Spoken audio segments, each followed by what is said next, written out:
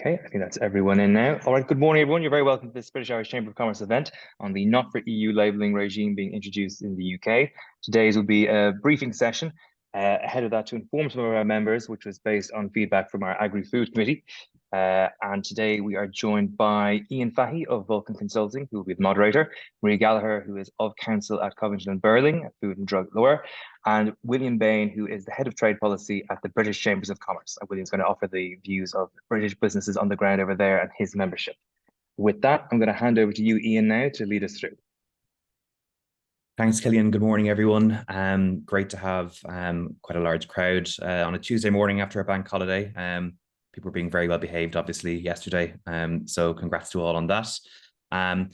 As Killian said, I mean, the aim of today is, I suppose, for any attendee to come out of this feeling informed, educated, and for all of the contributions of our panelists to spark some debate and some interesting conversation points.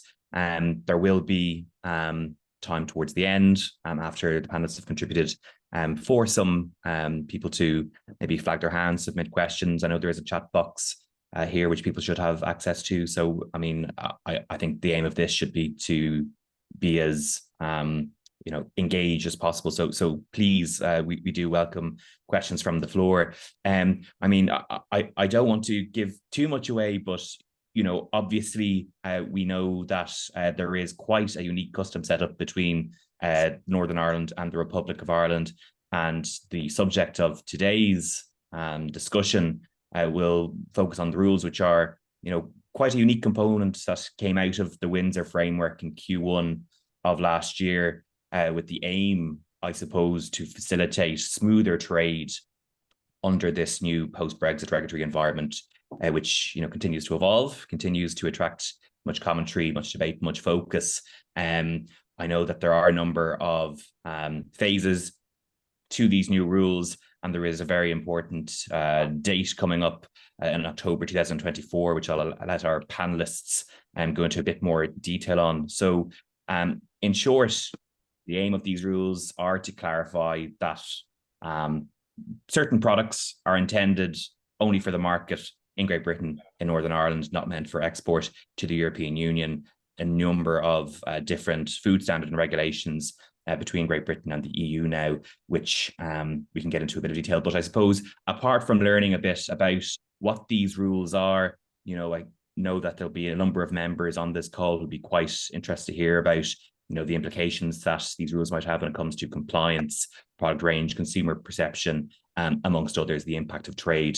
So plenty of areas that we can focus on for the next 45 minutes, 60 minutes. But I don't want to take up too much of your time. So with that in mind, before coming to Maree Gallagher, I might do, William, in your capacity as head of trade policy, is maybe provide some further insight that you have, some of the work that has been doing, and maybe some of your own personal observations on this before we go to Maree for her presentation. Thank you very much. I mean, it's interesting now we're sort of about 15 months into the Windsor framework process. And this was something that was very much sought for by business. There were some frustrations around some of the implications of the controls involved in taking certain foodstuffs from Great Britain over to Northern Ireland. So pragmatic solutions were being sought, and the Windsor framework has provided both those solutions and a process for rolling them out between now into 2025. And so there's a kind of phased approach from implementation. I think perhaps it was not widely noted at the time, when the Windsor framework was originally drawn up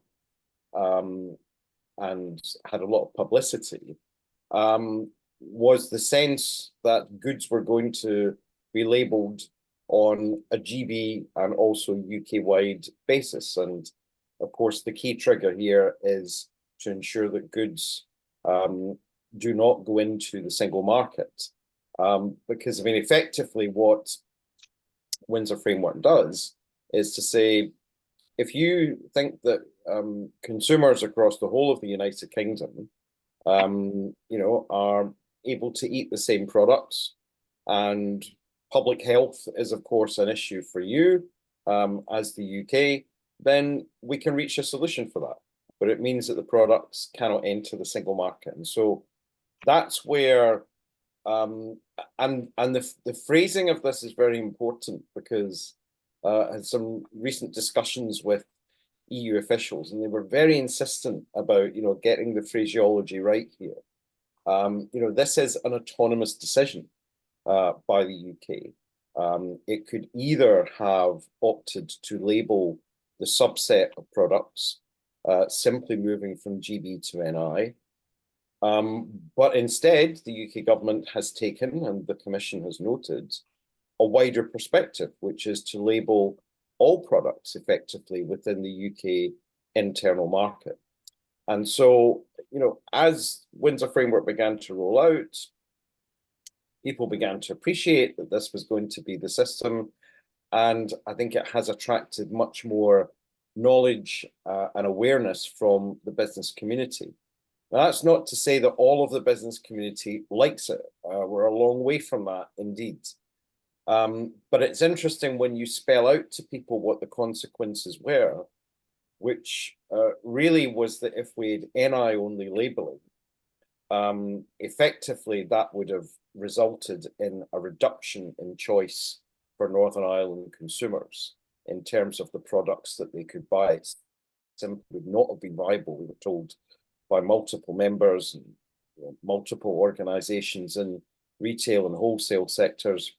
It just wouldn't have been viable to have supplied those products on that basis. And the whole impetus, in a sense, from the UK government about Windsor Framework was that the same products should be able to be sold in Northern Ireland that could be sold in Great Britain. We remember, of course, former Prime Minister Johnson making great sway of the issue of the chilled Cumberland sausage, and that Northern Ireland consumers should be able to enjoy this product just as well as consumers in Great Britain. And so if you effectively denude that choice, it takes away one of the real justifications for having Windsor Framework in the first place. And so we have where we've ended up, which is effectively a phased-in UK-wide scheme of labelling. Now, I know when I speak to representatives of EU member states, when I speak to the Commission, there are concerns. They feel that in some ways, and they're getting pressure from producers and members within the EU that, does this imply the EU goods are to a different standard from UK goods? Is there a sort of second-class standard issue arising here? And so there's a lot of explanation and dialogue and cooperation, I think, needs to go on in terms of how these further stages we're going to hear about, the one happening in October for other goods, and of course the final stage next year, are actually going to play out. I would also say that, the BCC, in terms of our long-term ask, once the electoral cycles are complete in both the European Parliament elections and the UK general election, we're very clear that we would like to see a very maximalist veterinary deal between the UK and the EU. And we think that that will help deal with some of the issues that have arisen through this phased implementation, not least the labelling issue. So that, we think, is, in the end, the outcome, which is likely to meet with, I think, the most approval from business. But obviously, there's a lot of politics to go under the bridge before that can happen. Any negotiation would be very involved and detailed. So it's not a short-term solution. We are going to have to implement as best we can the framework that we have through until next July. but recognizing that a longer term solution might, by the end of the decade, provide some mitigations for people within the food manufacturing and food supply chains. Thanks for that, William, for that insight. Look, dialogue's important, and I suppose one of the fantastic opportunities that members can avail of in BCC is through the various working groups and committees in which you have going. And Maree, you obviously play an important role in the Agribusiness Committee, and as Cillian mentioned, there's been a lot of engagement, recommendations, examination, and work going on in the background. So perhaps, Maree, I know you've got a presentation as well. Obviously, take us through the presentation and anything that's appropriate maybe to share with us on maybe some of the discussions that you've been having with the Agribusiness Committee. Yeah, thanks, Ian, and thanks, William. I think very, very interesting to hear from the British Chambers. This is, Brexit, as we all know, and the Windsor Framework. It's the gift that keeps giving, and particularly in the agri-food sector, it is something that we have been and businesses both in Ireland and across the UK have been focused on for the last number of years. And obviously, my day-to-day work advising food companies, Irish, British, European, US companies, the various different twists and turns that have taken place over the years have proved a challenge, and they continue to prove a challenge. And I think that is something that will happen. But I think, as William, very, very helpfully pointed out, what we're looking at currently in terms of the not for EU labelling and the labelling changes, these were very much driven by business and taken up, in terms of particularly expanding the not for EU labelling across GB, taken up by the British government. So, it is something that that companies have been looking for to a certain extent. But, as we would always say, be careful what you wish for, because, a lot of the kind of maybe potentially unintended consequences or consequences that were not fully understood are things that can trip people up. So, Ian, what I thought might just be helpful is at this point to kind of maybe just, I prepared a few slides, maybe to just go through the background, what the actual legislative situation is currently, some of the key dates, what is in, what's covered, what isn't covered, just to, I know some people will be very familiar with this, others maybe less so. So if it's okay with you, I'm going to do that, share a few slides, go through them, and I will, of course, kind of add in anything relevant as we go, and I'm happy to take questions and have a discussion afterwards. But I just thought where we are and how we got here and what the actual proposals are. So I'm going to attempt on this Tuesday morning after bank holiday to share my screen, and I'm not sure if I have managed to do that. Here we go, hang on a sec. Okay, have you got it? Now I can certainly see it, Maree, so okay, good start. Great. Good. Okay, so right, so just to, I'm screen sharing, but I haven't, let me see now.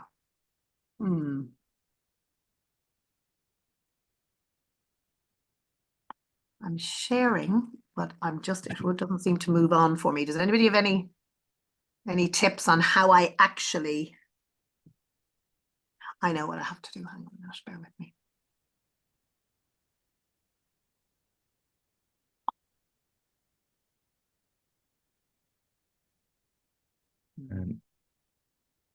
I need to kind of go to, the button, the start.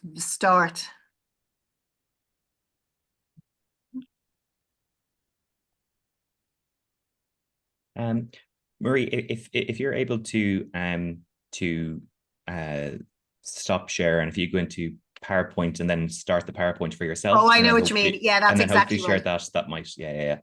Yeah, okay, good point. That's yeah, let me get out of this, and that's a good idea, Ian. Here we go.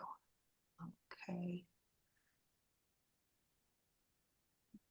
Okay, I think. Now all I need to do is find my Zoom again.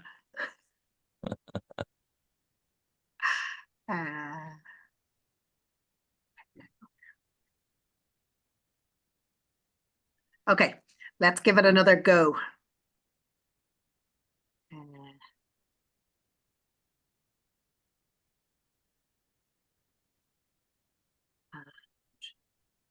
Down here. Yay. Okay. Fantastic. Brilliant. Okay, so let's just I suppose as maybe a little reminder as to the background and just looking at some of the dates. Obviously, we know that January 2020 the UK leaves the EU and we entered into the transition period, and we then in February 23 the Windsor Framework was published, and that was the one that William was talking about, which addressed practical challenges to try and organise implementing the protocol, the Northern Ireland Protocol. As a result of that, in agreement with the UK, the EU published Regulation 2023-1231.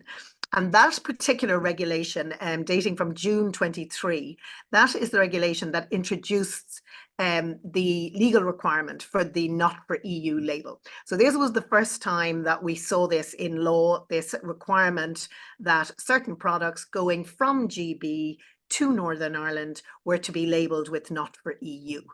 And as William pointed out, this was very much to make sure that products originating in GB could be sold in Northern Ireland, and that companies were not restricting choice in Northern Ireland. So that was really the thinking behind this. It was, I think, at the time, certainly our members of the British Irish Chamber and also indeed clients were very much of the view that this was going to be limited to products going into Northern Ireland. It then kind of developed we had the kind of the Safeguarding the Union deal, which was published in January of this year. But prior to that, as in from the 1st of October 2023, the requirement was that all meat and dairy products sent from GB to be sold in Northern Ireland have to carry a not for EU label. So that took effect in October 23. We then had the Safeguarding the Union deal, which was published in January 24. And this was, of course, the deal that was done with the DUP in order to get the establishment back up and running in Northern Ireland. This particular Safeguarding the Union deal confirmed the UK government's intention to extend the not for EU labelling on a GB-wide basis, so that it was not just for products destined for Northern Ireland, but that indeed products placed on the market in GB would also have to carry this not for EU labelling. So the not for EU labelling on a GB-wide basis to assist with guaranteeing Northern Ireland's unfettered access to the UK internal market, and that was January 24. In February 24, there was a consultation which was initiated on the draft Marking of Retail Goods Regulations 2024. And this is the UK regulations that will actually introduce the not for EU labelling requirement. That consultation closed on the 15th of March 2024. So that is where we are legislatively at the moment, and so we have dates in place. There are rules that have been shared. I think ultimately this is going to kick in, and we're looking at a date in July of next year. But there are still some details to be worked out, and until we see the final version of the regulations, I think that there may well still be questions. But just looking at the Safeguarding the Union, which was published in January, this confirms that the not for EU labelling will be implemented on a GB-wide basis, and so it means effectively that the green lane that was introduced in terms of the Northern Ireland Retail Movement Scheme within the Windsor Framework that green lane is now going to be replaced by the not for EU labelling. The overview, just looking at, I suppose, you know, the consultation closed on the 15th of March. The proposed legislation is this marking of retail goods, and it is due to come into force on the 1st of October 2024.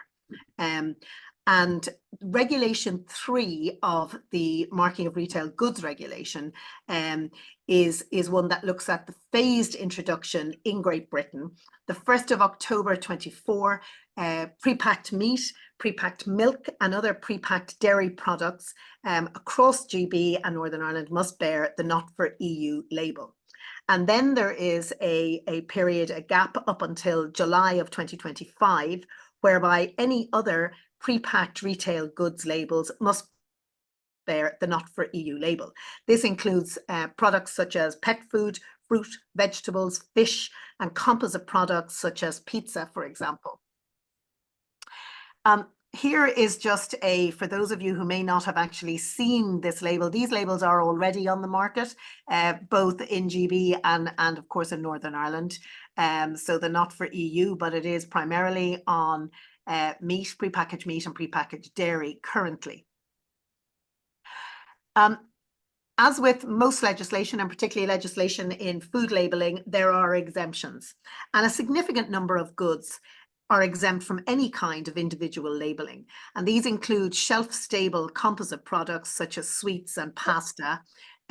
Other exemptions which are so far listed at the proposed Regulation 4. And of course, this could change, and there could be other products that are included there, or indeed products that fall out of those exemptions. But for now, products that are included that are included as exemptions include certain small or local business exemptions, and obviously this is to be confirmed, pre-packed qualifying Northern Ireland goods, individual goods sold loose and by weight on sales premises at a customer's request. So say, for example, if you go into a deli counter and you're buying perhaps ham, or you're buying vegetables or something like that, and you have them packed up at the counter at your request, including individual goods which are processed and sold on a sales premises by a retailer for direct consumption by the consumer, and individual goods offered by a catering operator. So say, for example, at factory canteens or in institutional catering, prisons, hospitals, things like that, restaurants and other food service operators for direct consumption on the spot. And food business operators will be familiar with a lot of these exemptions because they already apply to food service in terms of more general food labelling requirements. So these are falling under the exemptions, and these products, if the Regulation 4 continues and remains as is in the final set of regulations, these will be exempt from the not for EU labelling. So, we will have to wait until the publication of those final regulations to see what ends up falling in and falling out. And the consultation and the results of the consultation process will probably feed into that. It's important to note that no box or shelf level labelling requirements on any kind of goods sold in GB. So the actual box, you will not need to label the box, and there will not need to be shelf labelling in GB. So it will be simply individual labels on product that is included. The potential impact of this, and I think we'll discuss this, Ian, when we get into the discussion. But and William has already mentioned some of this. But certainly, what we're seeing and what we're hearing is that this labelling, the extra labelling, could cost industry an additional £250 million per year. That the UK-wide approach could potentially hurt small and medium-sized businesses that cannot afford to run separate production lines for EU and UK markets. Because, of course, prior to the Windsor Framework and the Safeguarding the Union, pre-Brexit, I suppose, most food products which were destined for UK and Ireland would have had a common label because they would have had a common English language label. The labeling rules were the same. And so most manufacturers, particularly those large manufacturers, the very large ones, and indeed the smaller ones, would have had one labeling run that would have dealt with Ireland, UK markets. And now that is something that is going to have to change. It is interesting, I think, to note that products going from the Republic of Ireland into Northern Ireland will not have to have this not for EU label. And I suppose that makes sense given that they originate in the EU. So it is for product, it is GB product and Northern Ireland product. The other thing is that exports of British-made food to ROI could also be affected because we have heard that some larger companies are considering abandoning exports to Ireland altogether because they're thinking, well, if we have to label our products not for EU, for GB and Northern Ireland, will we bother with the smaller Republic of Ireland market? Because obviously it is much smaller and they would need a separate label for that. So these are some of the conversations that are happening and that we're hearing about, and some of the points that industry is making to government. William already mentioned this, and there are concerns that consumers could perceive a not for EU label as reflecting a lower quality of product. And there has been a survey by a pro-EU pressure group which found that almost 1 in 5 consumers said they were less likely to buy product that is labelled as not for EU. So there is definitely a concern that there will be a perception of lower quality. And I think also it's interesting to note that investment in UK food manufacturing fell by 1/3 last year compared with 2019, the year before the post-Brexit EU trade deal. And this is from stats produced by the Food and Drug Federation. So, you know, there is no doubt that there are going to be impacts, and that some of those impacts are going to result in higher costs. I think probably, as with all legislation, the devil will be in the detail, and we will have to wait and see what the final regulations say. And I think it's also to William's point at the outset, you know, we need to deal with the current situation, the current rules and the new rules as they come in. That is not to say that those rules won't develop in time and that they won't be adapted. We have seen, you know, these particular rules have come since 2020. So, you know, it is not beyond the realms of possibility that they will change. And I think, you know, it is also good to hear that the British Chambers, that what they are looking for is, I think, as William described it, a maximist veterinary agreement. That is also something that the British Irish Chamber has been calling for a number of years.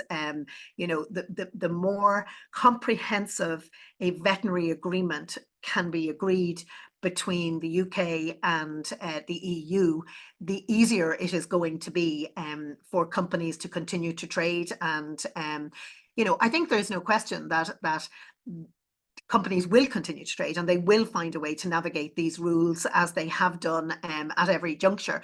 But, you know, extra cost and extra new labeling and having to consider which products and which market, you know, it's all challenging for industry. And that is something that ideally we would like to avoid. So I think just I'll stop there, Ian, and we can take it on. But that's just kind of I suppose, an overview as to where we've come from, where we are now, and the types of products that are covered by this labeling change.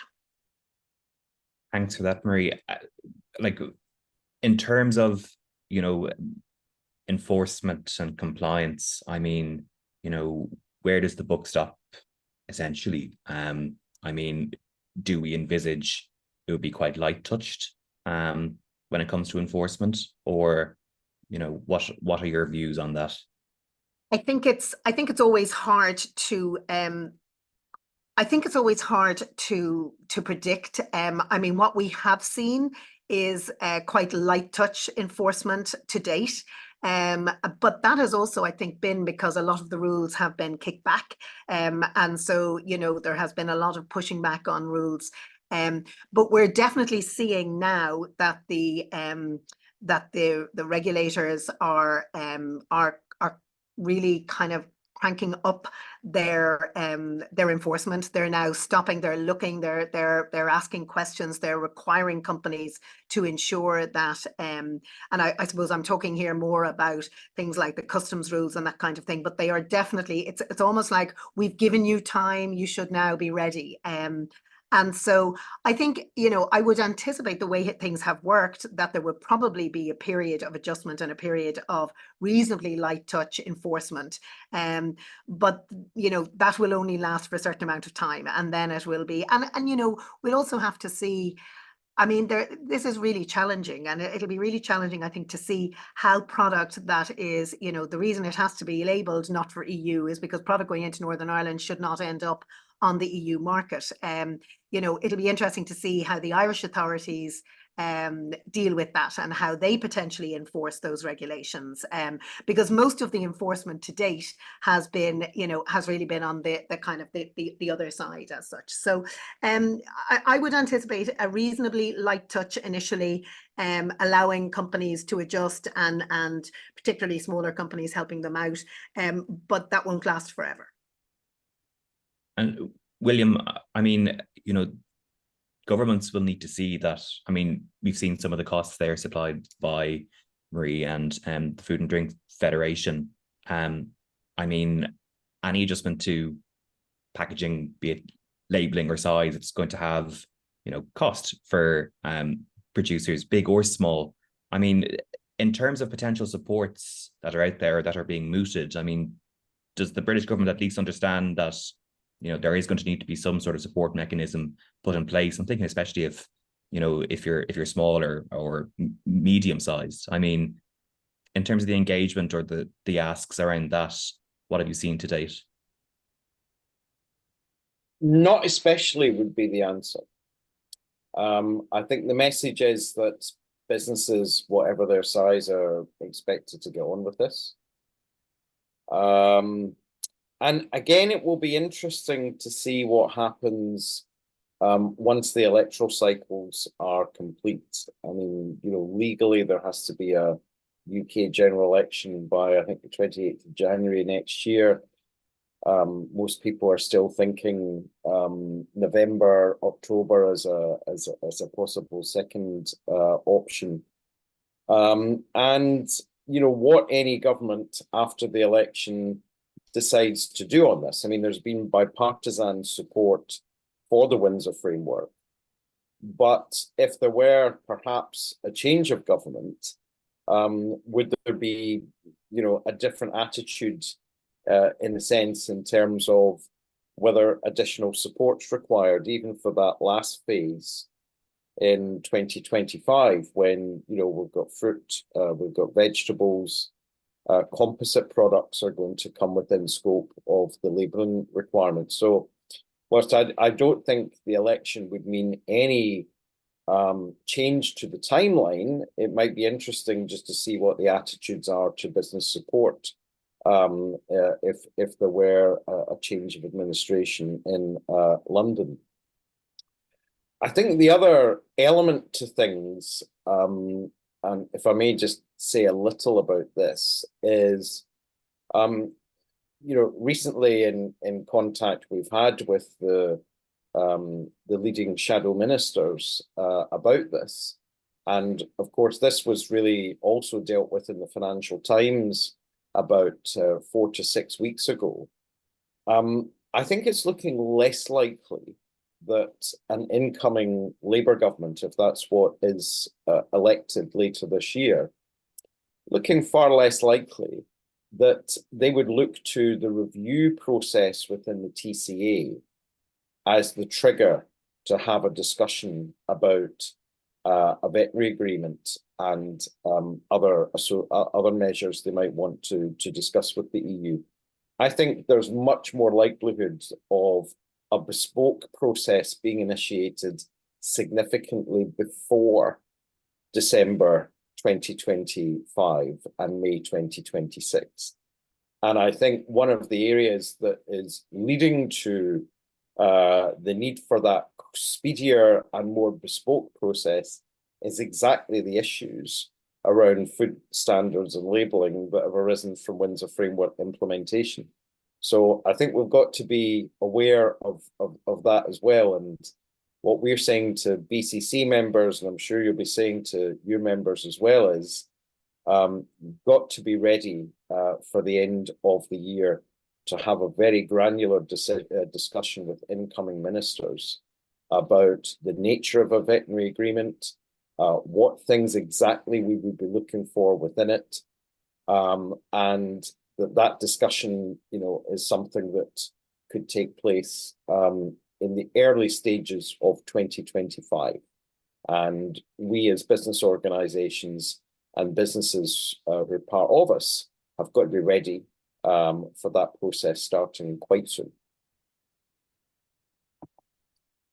Sorry, Maree, we're going to come in there.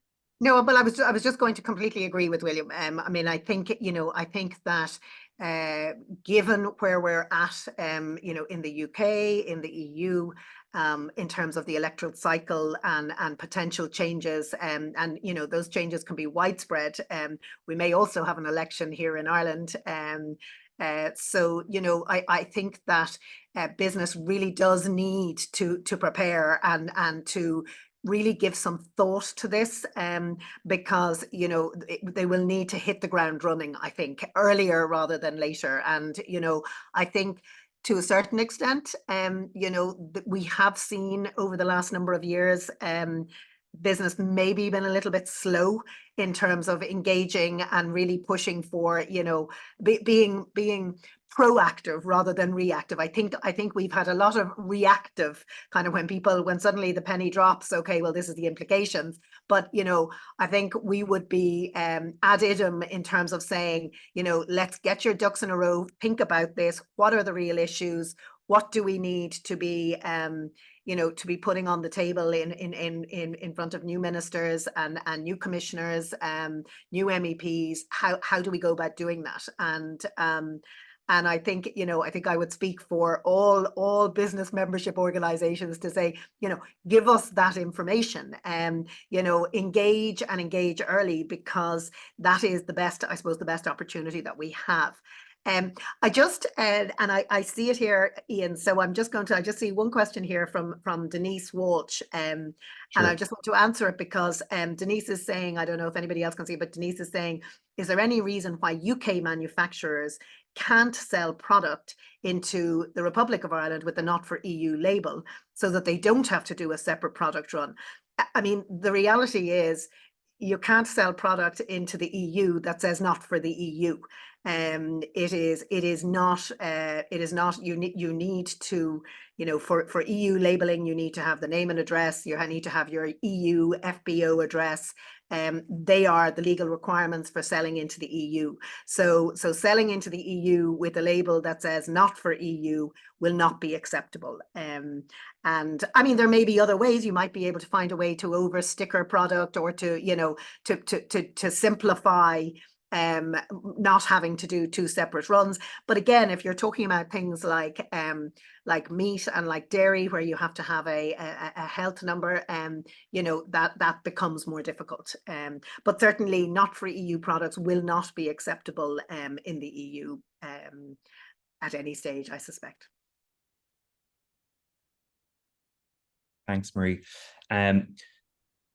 I'll put this to both of you, and just before I do that, I'll just again just encourage anybody on the line, or anybody attending, just to continue submitting your questions into the chat box, or to Cillian, who can pass them on to myself. But just in terms of some of those stats that was in Maree's presentation, I mean, a number of competitive disadvantages and the outlook of what could possibly happen.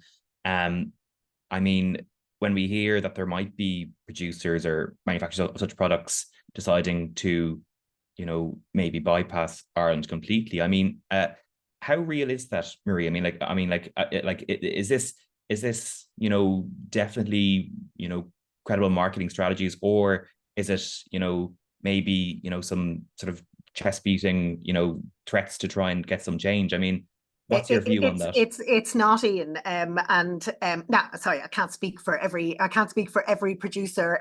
But certainly, you know, I can think of a number of major food producers that we represent and that we advise who are seriously considering. They haven't made a decision yet, and I think that, you know, as with a lot of these things, they're I suppose looking to see how might this play out.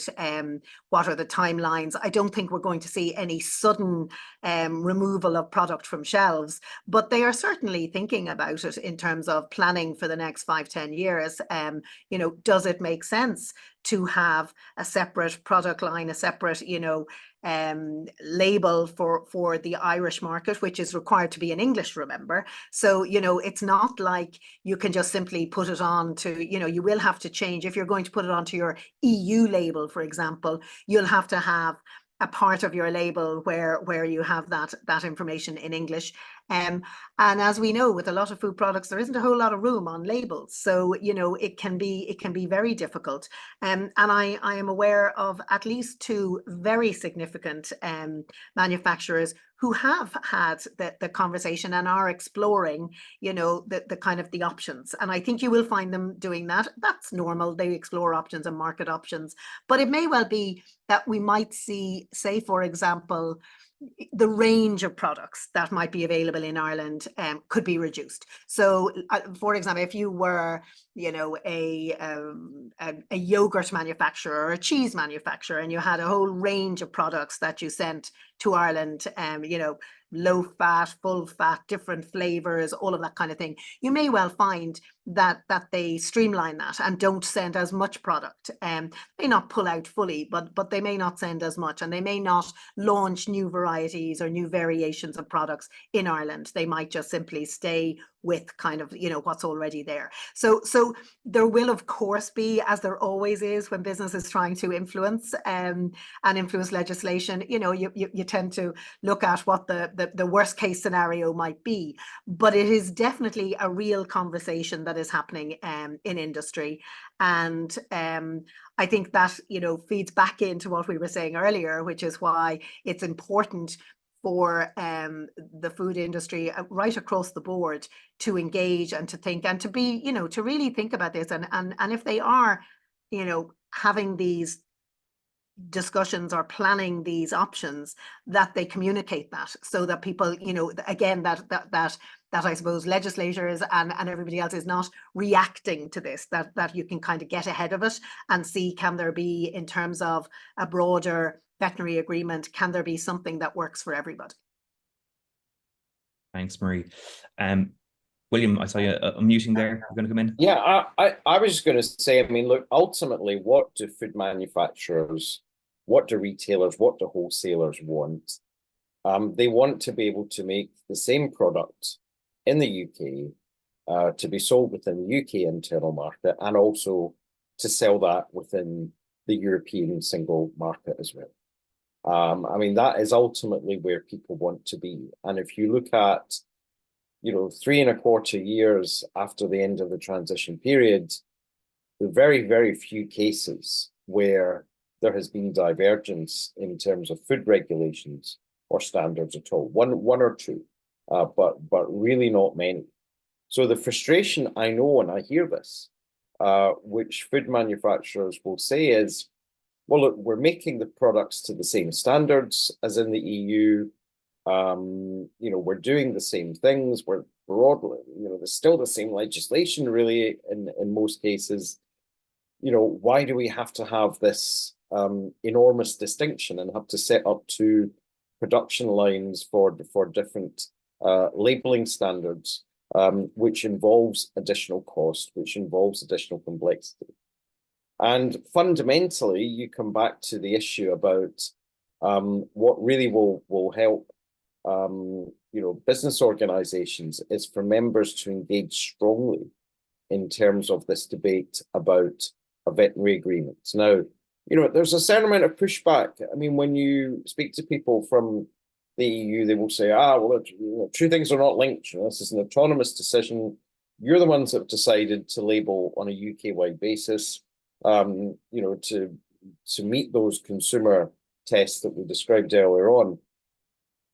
But of course, I mean, the EU at the moment does not have a negotiating mandate. It has not produced a proposal in terms of a veterinary agreement. This would no doubt have to be led by the UK if there were a change in the political circumstances here. So this is really the time for us to explore with members what are the consequences of a veterinary agreement, what checks, controls, costs can we dispense with if we have one, and what kind of agreement should we be pitching for policymakers to come up with. And I think that is going to be the most important thing in terms of that medium and long-term process that will benefit businesses large, medium and small. Brilliant. And a good rallying call there for members anyway. Just to pick up on that very final point that you made, William, I mean, in terms of SMEs in particular, and this is a question that's been submitted through the floor, but in terms of SMEs specifically, I mean, how engaged have they been in the consultation process? I mean, are we finding that, you know, the awareness is there, or is that a concern maybe that we're not quite seeing at this stage yet? I think the awareness tends to come after the change has been introduced. That's been the problem. I did a couple of events, you know, one with Cambridgeshire Chamber of Commerce, and there were SME exporters in the agri-food sector around the table, and they had no knowledge whatsoever of this. And this was a few weeks after the change earlier this year had been phased in. So, you know, I think we mustn't forget, you know, the difference, you know, in 2019, the comms effort about get ready for no deal Brexit, you know, the ad campaigns, it was everywhere really in the UK. But for these other changes, which are equally as important, we didn't see really the same kind of comms effort going on from UK government to reach down into those smallest businesses. So I think that is the problem. I mean, we're working overtime. I know you will be working overtime with your members as well on this, but we're doing as much as we can, but we've still got that lack of knowledge, and many businesses only encounter this when actually we start implementing the next phase of the Windsor Framework rollout. And you know, I think that's our message to government is, you know, improve the comms, work with companies much more closely in order to help them prepare properly for the next two phases to come. Very reasonable ask, I think. At this point, what I might do is I might just throw it open to the floor. So I know, you know, a few questions have been submitted and we've read a few of them out. But I mean, if anybody would like to maybe have an input or raise their hand, I mean, I can come to you individually and you can either pose questions or make comments. I see a question has come in here from Frankie Devlin. But before we get to that, I mean, anybody who'd like to come in, I'd invite them to come in now. I see George Hyde has their hand raised. So George, can you hear me?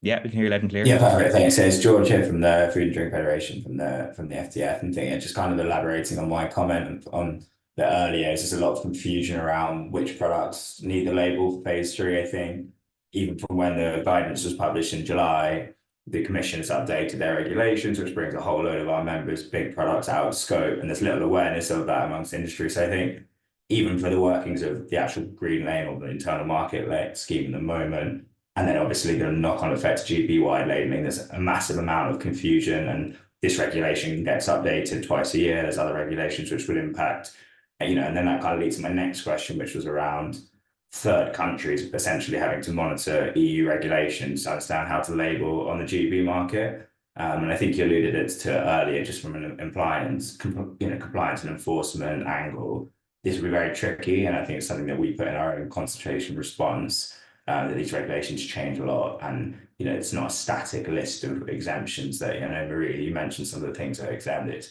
changes all the time. You know, we always say that companies need at least a year to implement labelling changes. So I think, yeah, it's just a kind of reflection as well as a kind of question just around lack of awareness, outside of these kind of forums from third countries as well, and that list of things that need labelling changes quite regularly.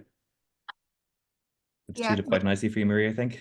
Yeah, and I think George, you know that it's very valid.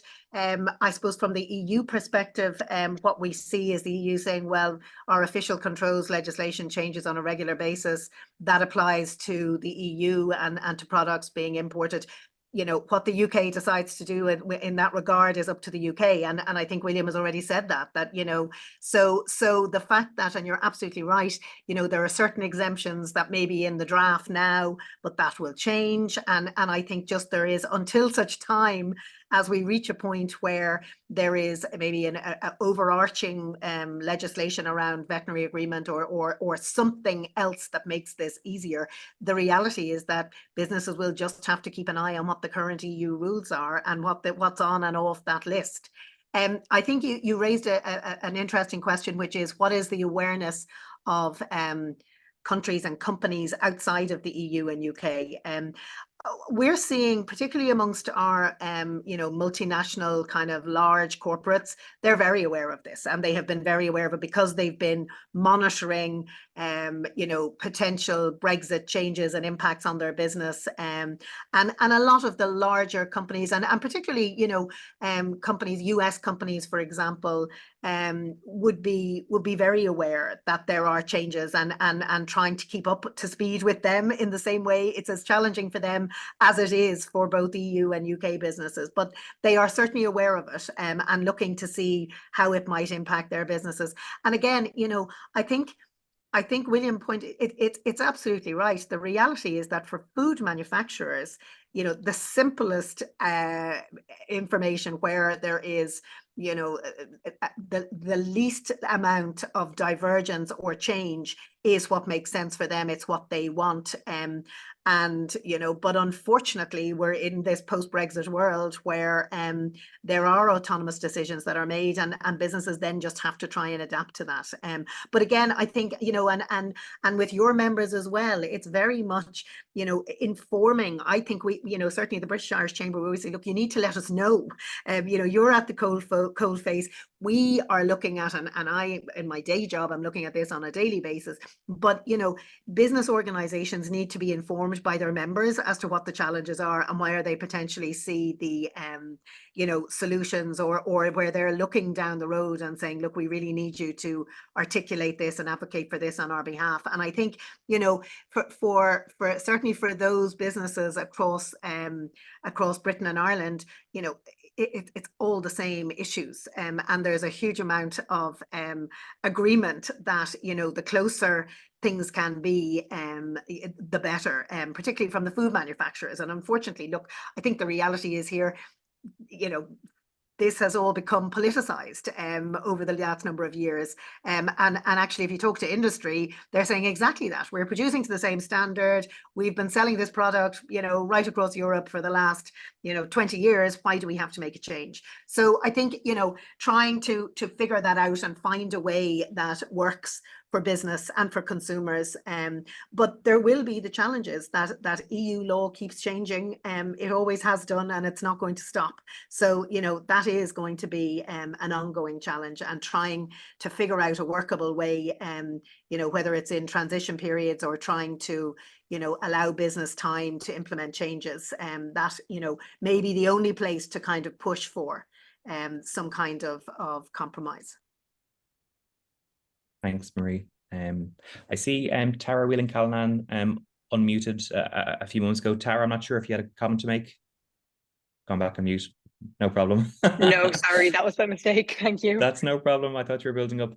Maybe one final question just from Alice Reekley, that's just been put in the box. I mean, in essence, you know, when public consultations are published, you know, government are asking for individuals, associations, industry, etc., to have their input. So the question is, you know, how seriously do we think that governments are actually taking responses to the legislation consultation? I mean, I think there seems to be a bit of concern around the fact that, you know, effects on business are felt immediately. So, you know, notwithstanding the fact that there may be transition periods, the impact on industry and business is felt immediately. So do we think government are aware of that? So William, I might put that one to you. Based on engagement to date, I would hope, and I know that members here and attendees would hope that the consultation is more than just a box ticking exercise, that any sort of impact and input is being heard and will be addressed.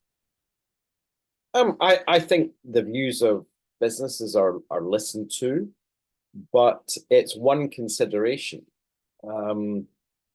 Remember, things have moved on since the adoption of the Windsor Framework. We've now seen the UK go into Horizon Plus as an associate member.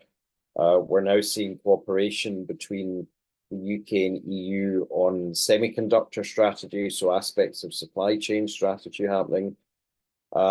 Potentially there could be, in fact, just starting this week, there are discussions about cooperation on competition policy. So the relationship has improved step by step since last February. And so, yes, business saying we'll get concerned about this particular sort of product. Government, both the current government and any incoming government, are going to think, well, we've got to roll out the Windsor Framework ultimately. We said we'd do this. We've got to do it on the timescales that we've notified to the EU because of the wider relationship and the wider economic issues at stake in UK-EU trade beyond even agri-food. So I think, yes, get listened to, but there's that wider context which says that, it is not purely what comes out of that consultation that's going to govern what the UK government's policy will be on timelines and implementation. Thanks for that, William. So look, as both panelists have said, the need for engagement, input, collaboration is hugely important, not just in the short term with consultations, but also medium and long term strategies and visions. So just to wish everyone the best of luck with that, and just to encourage that people do take up those offers. We've just come up to 11 o'clock here. So I am going to pass back to Cillian just for some last minute bits and bobs, but just on behalf of myself, just to thank the British Irish Chamber for hosting this event. Hope people who attended found it informative, they're taking away some nuggets that they weren't necessarily aware of coming into this. But again, just to encourage just that engagement and that collaboration with various associations. So just thank you for your time. Wishing everyone a good week. And I'll pass it on to Cillian now just to close out the session. Thanks for that, Ian. Thank you for your moderation, and thank you to Maree and William for participating. I think that was a really interesting session, and it's something that our members have called for and builds on a lot of work that the Chamber has been doing in this space, as Maree knows very well, for the last number of years. On that, there are a number of areas that if you want to get engaged with, do always reach out to us. We're currently working on our policy priority section for upcoming elections for the EU, UK and Irish general elections. This is a year of elections, so do please send us an email if you'd like to be involved in the working groups on any of the main sectors, whether it's agri-food or any other one. To that point, there's a number of key dates for your diaries that I might flag with a few of you. Tomorrow morning, we're actually in the Irish Stock Exchange with Euronext on an event to develop capital markets in Ireland. On the 22nd of May, we're over in London for our annual council meeting, which would be a lunch hosted by Baroness D. Ducey in the House of Lords. On the 5th of June, we're doing an event on the future of interconnection at the British Ambassador's residence up in Glencairn in Dublin. On the 11th of June, we're back over to London again for a meeting with Greg Hands, who is the British Minister for Trade, hosted by Maree at Covington and Burling. And the next day, we are in the Irish Embassy in London for an event which will be part of a series on sustainable finance. And then we will also have an event in July on a trade mission to the University of Cardiff, which will be looking at their cyber and tech sectors there. And there will be more events to follow on from that over the summer and into the autumn. And if you want any more information on that, do please get in touch. And with that, I will let you all get back to your day. Thank you so much for joining. Thank you for the participants again. I will see you all again soon. Thanks very much. Thanks all.